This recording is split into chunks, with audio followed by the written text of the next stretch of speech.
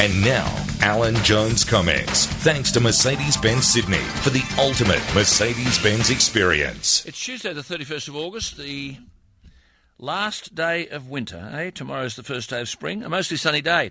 Top of 22. It's going to get a bit warmer, I think, tomorrow. 23 at Liverpool and Richmond. 22 today here and 16 at Katoomba. Well, we oughtn't to imagine that this election hasn't taught us all a lot.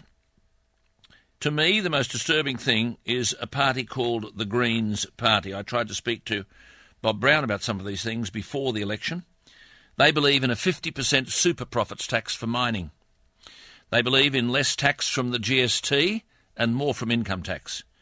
They want the top income tax rate raised from 45 to 50%. They want the company tax rate to go from 30% to 33%. They want an extra $2 billion from mining taxes. If we've got the highest mining taxes in the world, of course, investment will go somewhere else. They want unions to receive extra rights of entry to recruit members. They want a new marginal tax rate of 50% on people earning $1 million or more.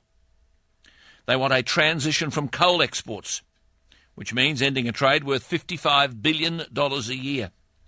They want to end the mining and export of uranium.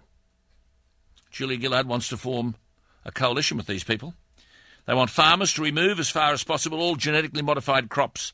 That'll include cotton worth $1.3 billion a year. They, quote, oppose the establishment of new coal-fired power stations. And that would hit existing power stations, of course, and they'd hit them with a new tax, and that would make electricity too expensive for anyone.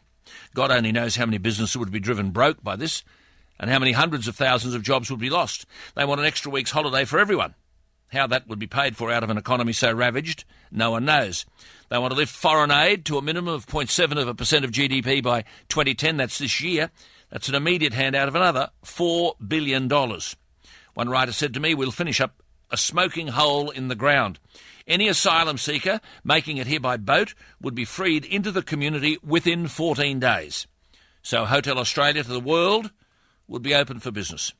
They'd bring back death duties, or what they're calling an estate tax. They want family trusts taxed as companies. They want road congestion taxes. And yet they're gathering funds from some of the most militant and left-wing unions. Indeed, they're funded by large sections of the union movement. And it's much worse than all of this. Increases in capital gains tax, an inheritance tax, a wealth tax, an estate tax, a carbon tax, a superannuation tax, marine parks right along the Australian coast. They want commercial and recreational fishing to be outlawed. Now, I only say this because it really is time Australia woke up. In the election on the 21st of August in Queensland, in the seat of Brisbane, the Greens got nearly 21% of the vote. In Kevin Rudd's seat, they got 15%.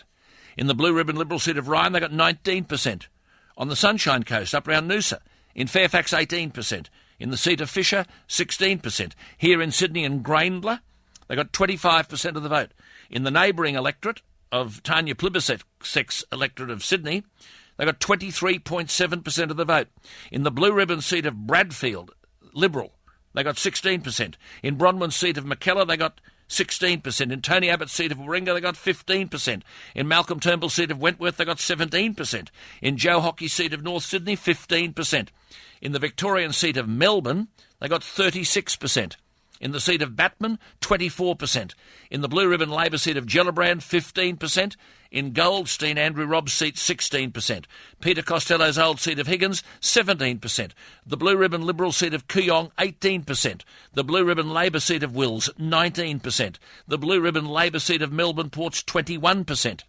The Tasmanian seat of Franklin had a 20% Green vote, and Curtin in Western Australia had a 17% Green vote, and Denison, that got that fellow Wilkie elected, had a 19% Green vote in Tasmania. Now, this means that there must be a stack of Australians voting who couldn't, I repeat, couldn't, possibly have read one thing that the Greens party stand for legislatively. They must still think they're about stroking whales and finding homes for scrub turkeys. If, on the other hand, they have read all of this and still voted for them, then they're either 5 sandwiches short of a picnic or don't much care what happens to Australia.